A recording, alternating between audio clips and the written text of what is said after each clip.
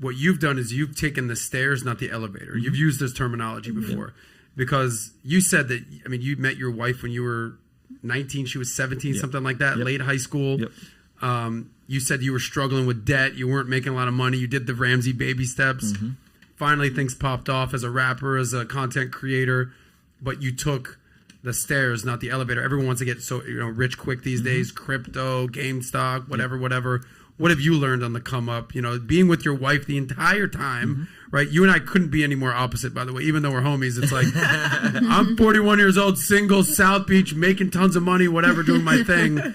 Like, come on board, this rocket ship if you want, ladies. But you had to grind with your wife when you were like eating ramen noodles. Explain that grind. The stability that brought, the consistency, the just keeping balanced, right? And not overdoing it. And my wife always, when I would veer off course and I would work too long, too hard, get unhealthy, she would have just very gentle ways of correcting me. And I think had I been single, I think I probably would have self-imploded by this point, Why would you have self-imploded though? Because you didn't have restraints? Yeah, because I think I have that maniacal, borderline addictive personality that like if I'm locked into something, I'll just go, won't sleep. And it's not healthy. And so having a family, having a wife that cares, having a home that's in order, right? If you go to a bachelor's crib versus you go to, a home with a wife that stays home, it's totally, even a wife that works, you go to a wife that works and a wife that stays at home, the homes just feel different.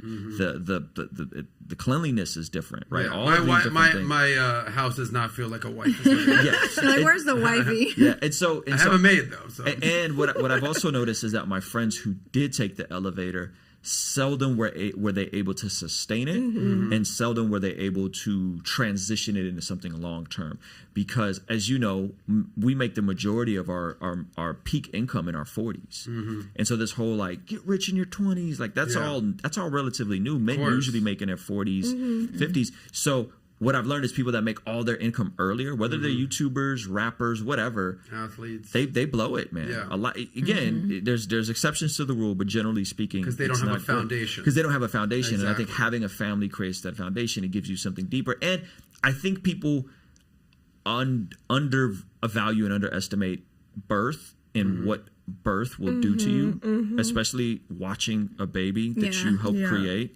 As a man, I'm sure pushing one out is very difficult, ladies, but watching something you created come out, and then that thing grows, and then it develops a personality and preferences and idiosyncrasies. I mean, you met my son, like, this is the trippiest thing in the world. Cool dude right there. But I don't know anyone that experiences that and goes, I think this is all by accident, and there's no God, and there's no order to the universe.